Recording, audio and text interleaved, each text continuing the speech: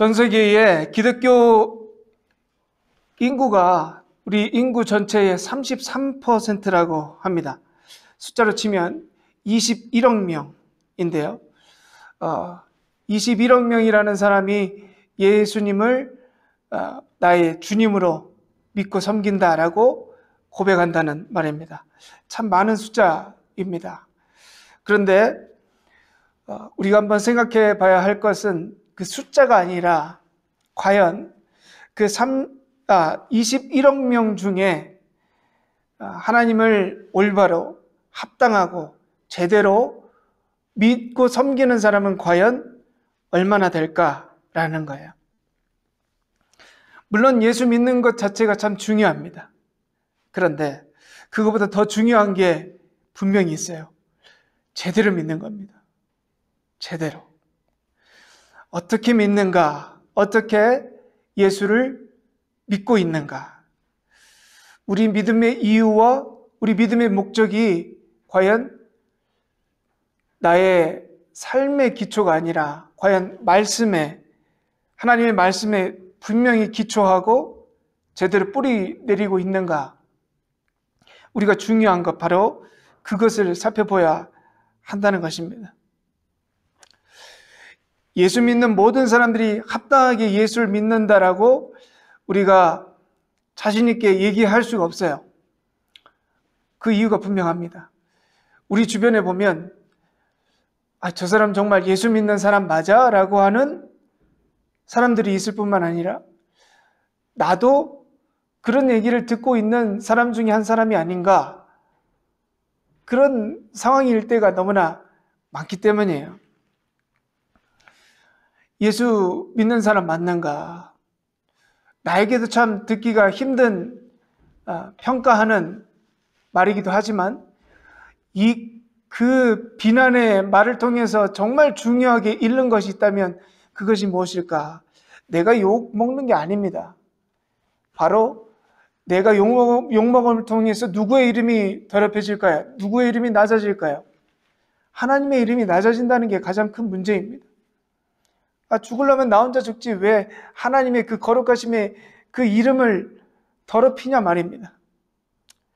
우리 삶이 그래서 참 작고 하찮아 보일지라도 그런 면에 있어서는 우리의 삶이 그렇게 귀하고 영향력이 있다는 겁니다. 왜? 우리가 하나님의 이름을 걸고 사는 사람들이기 때문이에요. 여러분, 예수 믿는 것보다 더 중요한 게 바로 제대로 믿는 것입니다. 오늘 말씀을 통해서 우리가 구원의 은혜를 분명히 믿고 있는가? 정말 예수 합당하게 말씀에 기초해서 잘 믿고 있는가? 오늘 말씀을 통해서 한번 우리가 점검하는 시간 갖기를 간절히 소망합니다. 그래서 진짜 예수 제대로 믿는다, 예수 잘 믿는다 라고 하는 하나님의 그 칭찬이 바로 우리들에게도 합당하게 되는 그런 귀한 삶이 되기를 간절히 소망하고 또 축복합니다. 저와 함께 이렇게 고백하시기 바랍니다. 예수 제대로 믿읍시다.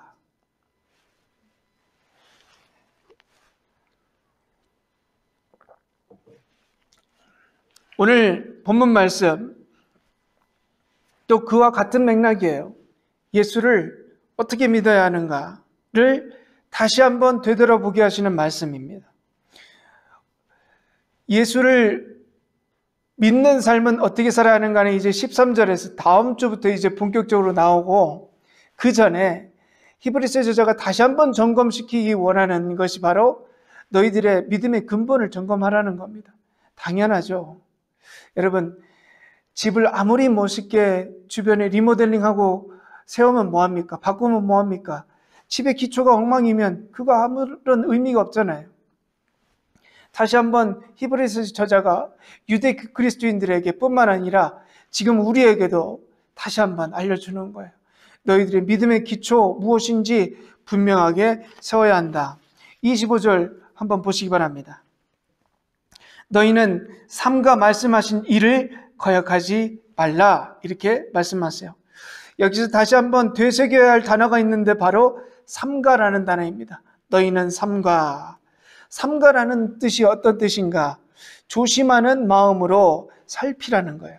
되돌아봐라.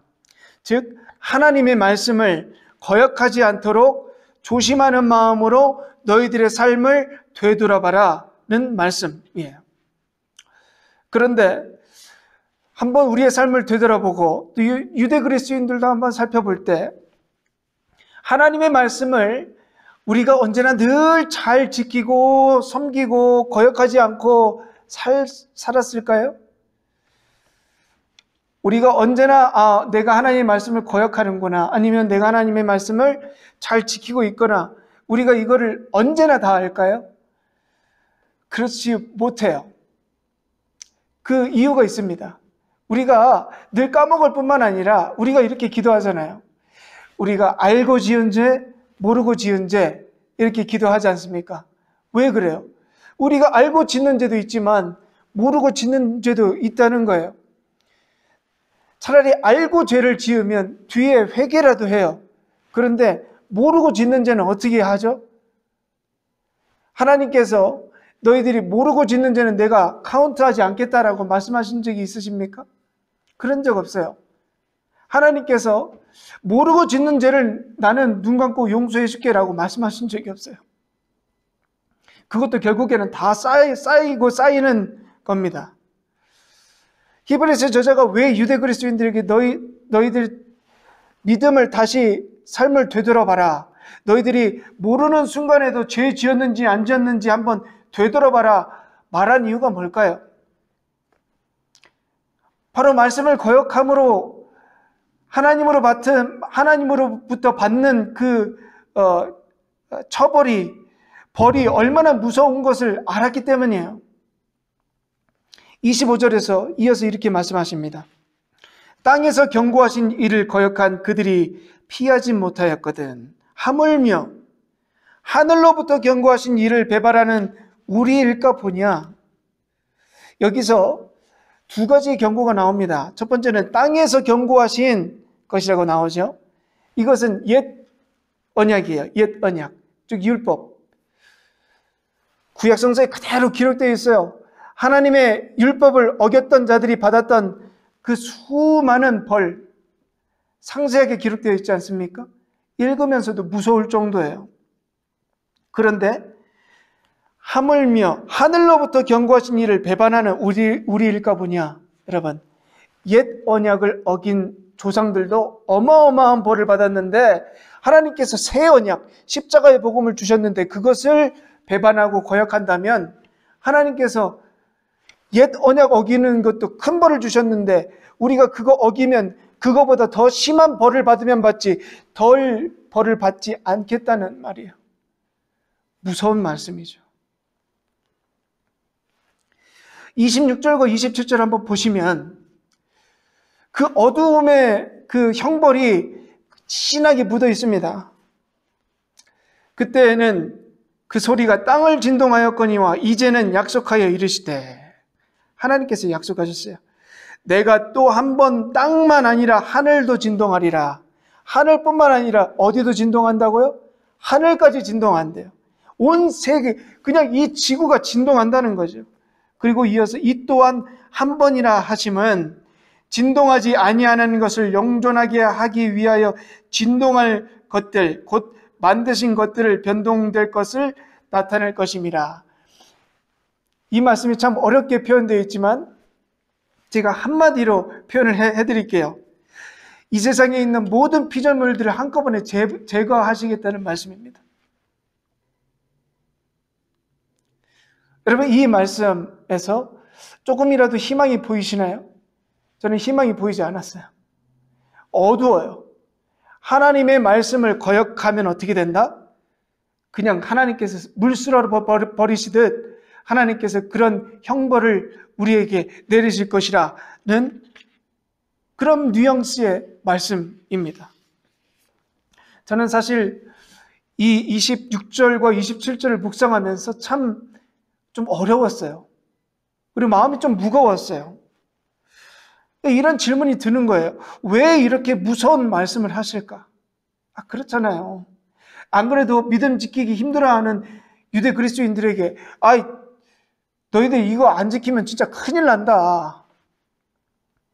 아니, 이런 말 말고 좀 예수 꼭 붙잡아라, 위로해 주시고 좀 격려해 주시면 안 될까? 너무 겁을 주신다, 그런 마음이 들었는데 전 그게 이해하기가 힘들었었어요. 그리고 여러분, 바로 이 말씀 전에 어떤 말씀을 하셨느냐? 우리가 시내산에 있는 자들이 아니라 시온산에 있는 자들이다. 우리가 시온산의 그 십자가의 구원의 은혜를 누리고 있는 사람들이라고 하는 말씀을 하셨잖아요. 근데 왜 다시 구약의 무서운 하나님의 이미지를 다시 기억시켜 줄까? 그것이 궁금하던 차에 그냥 저는 묵상을 할 수밖에 없었는데, 이 말씀을 준비하면서 금방 하나님께서 이런 마음을 주셨어요. 십자가의 복음을 이해하는 사람은, 정말 온전히 깊이 이해할 수 있는 사람은 이런 무서운 하나님의 존재를 아는 사람이 하나님께서 주신 아들의 은혜를 통해서 십자가의 구원을 주신 그 은혜를 완전하게 이해할 수 있다는 음성이었어요. 여러분, 하나님이 여러분에게 어떤 분이신가요? 하나님은 여러분에게 어떤 분이세요? 사실 우리가 하나님을 솔직히 얘기해서 물로 볼 때가 너무 많아요. 하나님을 너무 물렁물렁하게 본단 말이에요. 우리는 그렇지 않다라고 얘기할 거예요. 하나님 두려워하고 하나님 잘 섬기고 하나님 경외하는 마음이 우리들에게 있다라고 얘기하는데, 사실 우리들의 삶을 보면요, 우리는 하나님 정말 경외하는가 의심이 들 정도예요. 짓던데 또 짓잖아요. 왜 죄를 지어요? 하나님이 그렇게 무섭다면서, 하나님 경외한다면서요, 하나님 나와 지금 함께 하신다는 것을 믿는다고 말을 하면서 왜 하나님 없는 것처럼 사냔 말이에요.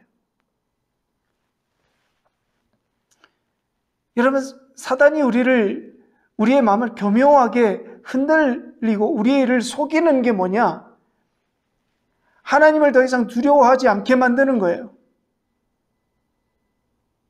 하나님을 두려워해야 할, 마땅히 두려워해야 할 우리들인데 그 경외의 마음을 무너뜨리는 거죠.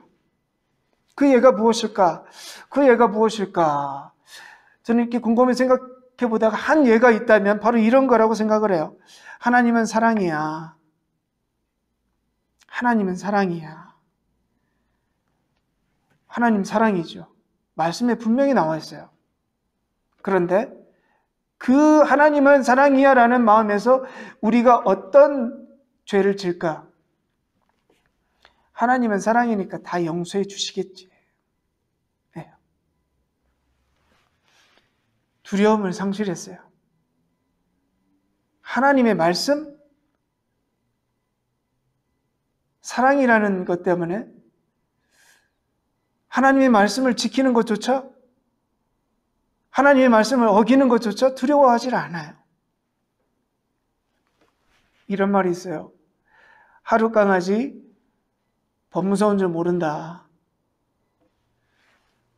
하루 강아지가 왜 범 무서운 줄 모를까요? 한 번도 본 적이 없거든요, 범이. 하루 강아지에게는 범을 본 적이 없어요. 진짜 강아지가, 여러분, 호랑이 냄새만 맡아도 꼬리를 내리잖아요. 여러분, 그 모습을 보면 강아지가 어떻게 될까요? 기겁하고 도망갈 거예요. 여러분, 우리의 영이 지금 띄어져 있는가, 감겨져 있는가? 우리가 잔인하게 진단해 보면 우리의 영은 지금 감겨져 있어요. 하나님을 본다 하지만 우리는 하나님 보지 않는 것 같아 보여요. 마치 하루 강아지가 범 무서운 줄 모르는 것처럼 하나님을 우리가 그렇게 섬긴다는 거예요. 여러분, 본래 하나님은 어떤 분이십니까? 본래 하나님은 어떤 분이세요? 본래 하나님에 대한 기록이 잘 나와 있는 말씀이 있는데 그 말씀이 바로 구약 성경입니다. 구약 성경에서 하나님 잘 드러나 있어요. 본래 어떤 분이신가? 이 세상을 창조하시고 전지전능하신 분이시지만 여러분, 하나님께서 주신 율법 어겼다가는 어떻게 됩니까? 칼 같아요. 자신이 선택한 민족이라도 하나님께서 그 민족 나쁜 버릇 고치기 위해서 어떻게 하십니까? 원수를 들어서라도 치시는 분이시잖아요. 구약 성서에 나타난 하나님은 전지전능하시고 경외할 수밖에 없는 대상으로 그려져 있어요. 여호와 하나님. 강력한 처벌과 엄격한 구휼로 우리들을 지배하시고 주장하시는 하나님. 경외할 수밖에 없어요. 어떤 분들은 이렇게 말씀합니다. 구약의 하나님은 너무 무섭고 신약의 하나님이 너무 부드럽고 포근해서 신약에서 말하는 하나님이 진짜 하나님을 잘 표현하는 것이다. 또는 구약의 하나님은 철이 없고 신약의 하나님은 성숙한 하나님이다. 물론 그렇게 이해가 되죠. 그렇게 이야기할 수도 있어요. 그런데 여러분, 그거 조심해야 합니다. 그거는 우리가 하나님을 평가하는 거예요. 하나님을 있는 그대로 받아들이는 것이 아니라 구약의 하나님은 조금 철이 없고 신약의 하나님은 좋으나 이 하나님만 나는 믿겠다. 여러분, 그거 위험합니다. 구약의 하나님도 우리가 섬기는 하나님이고 신약의 하나님도 우리가 섬기는 하나님이에요. 분명 두 하나님이 같은 하나님이에요. 하나님 이런 분이시다 저런 분이시다, 그건 우리의 판단일 뿐이에요. 위험하다는 거예요. 하나님은 우리의 생각과 우리의 개념을 뛰어넘는 분이십니다. 우리가 말씀을 보면서 하나님을 믿을 때 하나님을 바라봐야 할 우리들의 눈은 있는 그 자체예요. 구약의 하나님, 그 하나님도 우리 하나님이고 신약의 하나님, 그 하나님도 우리 하나님이다. 그래서 우리의 믿음의 기초가 무엇이 되어야 하는가? 물렁물렁한 하나님이 아니라는 거예요. 여러분, 29절 말씀을 잘 기억하십시오. 우리 하나님은 소멸하는 불이심이라. 아멘. 여러분, 하나님 물 아니라고요. 물로 보지 마세요. 하나님, 우리 하나님 불이세요. 소멸하는 불이시래요. 소멸시키는 분이시래요. 불. 경외의 대상이라는 거예요. 신약은 우리들에게 하나님의 사랑을 보여주죠. 그런데 그런 하나님의 신약의 사랑을 이해하는 것, 그냥 이해하면 안 된다는 거예요. 하나님께서 우리에게 십자가의 구원의 은혜를 주셨다는 그 은혜를 온전히 받을 수 있는 그 믿음의 근본은 무엇이냐? 구약의 하나님, 그 무서운 하나님이 우리에게 그 놀라운 사랑을 베풀어 주셨 하나님이라는 거예요. 믿음의 근본을 다시 세워야 한다는 겁니다. 여러분, 십자가의 복음을 제일 감격적으로 받을 수 있는 사람이 어떤 사람입니까? 바로 이런 사람이에요. 하나님이 정말 범같이 무서운 분이라는 것을 아는 사람. 그 대표적인 인물이 바로 사도 바울입니다. 사도 바울이 예수님 만나기 전까지 하나님을 이런 분으로 알았어요. 공의의 하나님, 율법의 하나님, 죄 지으면 절대 용서가 없고 악한 사람은 반드시 징계하시고 눈 하나 깜짝하지 않으시고 인류를 쓸어버리실 수 있는, 제대로 하나님 섬기지 못하면 그 사람 처벌할 수 있는 방법은 죽음뿐이라는 그 하나님을 경외하는 믿음이 있었던 사람이 바로 바울이었어요. 바울에게 하나님은 그런 분이었단 말이에요. 그런데 예수를 만나고 깨달았죠. 새로운 하나님을 만난 게 아니에요. 그런 무서운 하나님이 나를 위해서, 이 하찮고 아무것도 아닌 나를 위해서 그의 아들을 이 땅에 보내주시고 대신 용서의 피를 흘려주셨다고. 아니, 그 전지전능하신 분께서 그 하찮고 그 가장 악한 처벌 십자가에서 달려 돌아가셨다고? 그 전지전능하신 분이? 여러분, 십자가의 깊이, 십자가를 이해하는 깊이가 다른 거예요. 달랐어요. 그리고 여러분 분명히 아셔야 될 거는요, 사도 바울은 구약의 하나님의 성품을 절대로 부인한 적이 없어요. 내가 이전에 하나님을 잘못 알았다라고 얘기한 적이 없어요. 그것은 무엇일까요? 바울은 늘 경외하는 하나님의 그 경외의 대상이라는 것을 늘 믿음의 근본으로 가지고 있었다는 거예요.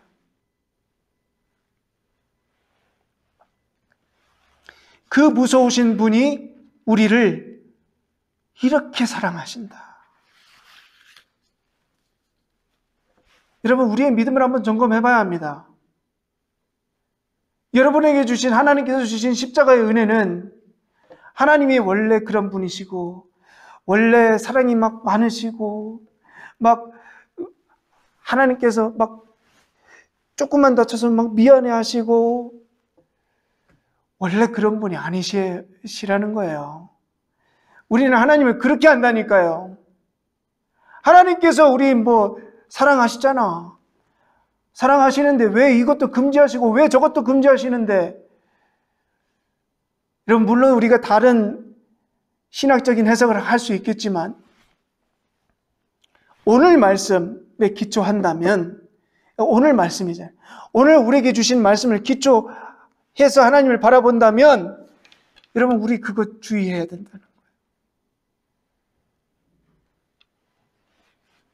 믿음의 근본을 점검하라.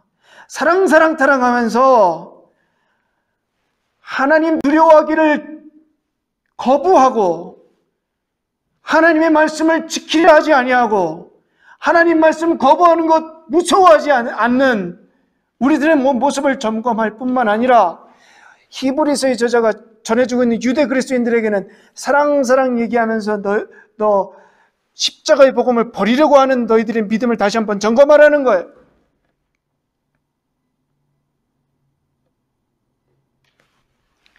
하나님께서 자신의 아들을 버리시면서까지 새 언약을 주셨는데, 그 언약을 버리면 불같으신 하나님께서 너희들을 가만히 놔두시겠느냐? 여러분, 이거 협박처럼 들리실 수도 있어요. 그런데 이거 협박 아닙니다. 협박 아니에요. 지금 너희들 하나님의 구원을 하찮게 여기고 있는 거야 라고 하는 지적이에요.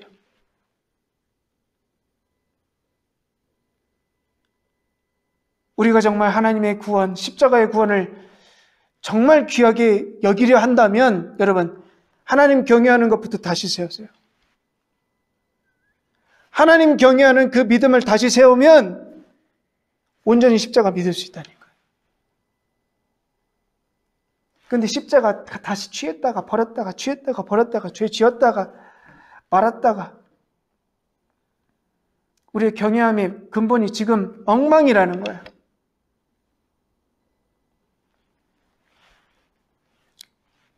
히브리서의 저자가 말씀하는 주는 메시지는 분명합니다. 하나님을 경외하는 것을 회복하고 합당하게 하나님 섬기고 하나님 기쁘게 하셔. 이 메시지입니다.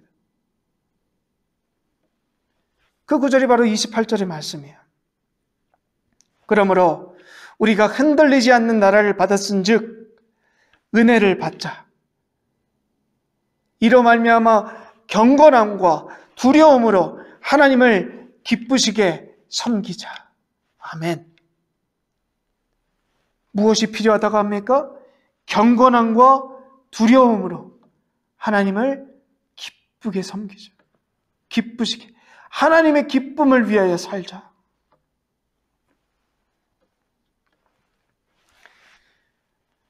하나님의 경건함과 두려움을 하나님께서 우리에게 요구하시는 것이, 여러분, 어떻게 여겨지시나요? 마땅히 우리가 해야 할 것처럼 여겨질 수도 있겠지만 어떤 분들은 하나님 너무 하나님 자신을 위해서만, 하나님의 기쁨을 위해서만 우리를 부르신 건가? 라는 생각이 드시는 분들도 계실지도 모릅니다. 한마디로 하나님께서 경외함을 요구하시는 것처럼 보일 수 있어요. 그런데 여러분, 흥미로운 연구 결과가 있습니다. 그것이 뭐냐? 인생의 만족감을 주는 것 중에 경외함이 참 큰 부분을 차지한다는 거예요. 뉴저지에 러트거스라는 대학교가 있습니다. 감사보다 더 큰 인생의 만족감이 무엇인가를 연구했대요. 여러분, 우리가 인생의 만족감을 주는 것이 감사라고 하는 것은 잘 아실 거예요. 감사 일기도 쓰고 감사함을 통해서 우리가 삶이 참 풍요로워질 수 있다. 여러분 삶에서 다 경험하셨을 겁니다. 그런데 감사보다 더 큰 것이 무엇인가를 연구를 했는데 그 결과가 나왔는데 그것이 바로 경외함이었다는 겁니다. 감사함은 인생의 22%의 만족감을 줬대요. 그런데 경외함은 인생이 몇 퍼센트의 만족감을 줬느냐? 33%의 만족감을 줬다고 합니다. 여러분, 감사보다 경외함이 더 능력이 있다는 거예요. 여러분, 그래서 하나님 섬기는 사람들이 그렇게 기쁘고 감사할 수 있는 삶을 살 수 있다는 거예요. 여러분, 이게 과학적으로 증명이 된 거예요. 참, 왜 이렇게 늦게, 과학은 왜 이렇게 늦나 몰라. 하나님의 말씀은 이미 2000년 전, 그 전부터 경외함이 무엇인지를 알려주셨잖아요. 우리의 기쁨의 근원이고 우리의 감사의 근원이라는 거예요. 감사보다 경외함이 우리의 삶에 더 큰 은혜와 만족을 준다는 것, 성경 말씀하고 있잖아요. 여러분, 감사가 우리 인생의 22%밖에 만족을 주지 않습니까? 더 큰 은혜를 주잖아요. 그런데 경외함은 그것보다 더 크대요. 33%가 아니라 우리 기쁨의 근원이 바로 경외함이라고 하는 것입니다. 저는 이 연구 결과를 우연히 유튜브를 통해서 이렇게 알게 됐는데 참 그것도 하나님의 은혜라고 느껴져요. 그리고 이렇게 나눌 수 있다는 게 참 기쁨이고 감사함입니다. 그리고 오늘 말씀을 통해서 그 연구 결과를 여러분들에게 말씀드리는 것도 참 기쁨이죠. 그러면서 이 연구 결과를 보면서 제가 오늘 말씀을 다시 한번 쭉 묵상해 보면서 하나님께서 왜 우리들에게 경외함을 말씀하시고 왜 우리에게 하나님을 경외하는 그 경외함을 우리에게 선물로 주셨을까? 하나님을 위해서 주신 것이 아니라는 것이 느껴졌어요. 여러분, 하나님을 경외하는 것 그 삶조차요, 하나님께서 하나님을 위해서 주신 게 아니라는 거예요. 누구를 위해 주셨어요? 우리의 기쁨과 만족을 위해서 주셨다는 거예요. 참, 여러분 감사하지 않아요? 하나님께서 우리에게 경외함을 선물로 주셨다는 것 이것조차도 하나님의 기쁨을 위해서 주신 것이 아니라 우리의 기쁨을 위해서 다 주셨다는 것. 여러분, 우리가 얼마나 하나님 믿음으로 인해서 얼마나 큰 복을 우리가 받은 존재입니까? 여러분, 이것을 깨닫게 되면 우리가 이 하나님을 섬기는 이 삶조차 하나님께 감사해야 한다는 거예요. 여러분, 경외하는 이것조차 우리가 힘쓰고 애써서 하는 것이 아니라 이것도 하나님께서 우리의 기쁨을 위해서 주셨구나.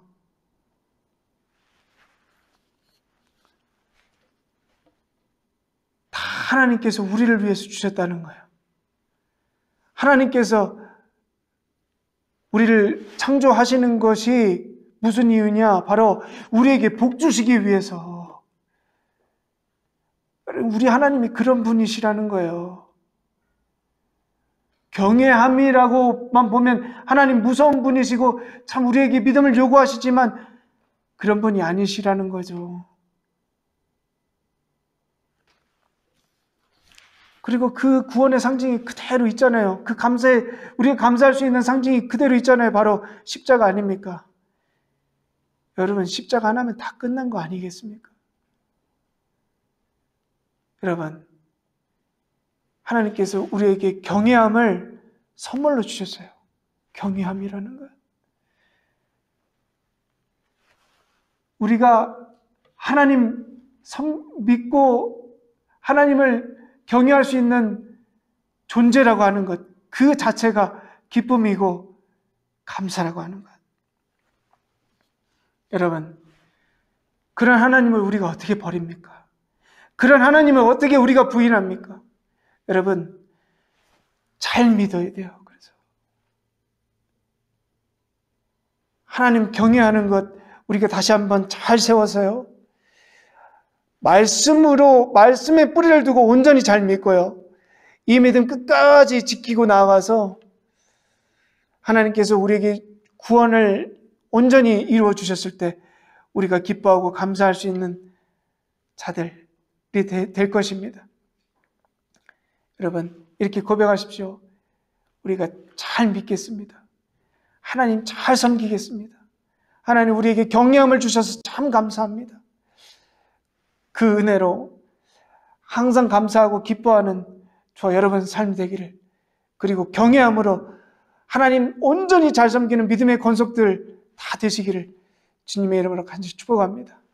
기도하시겠습니다.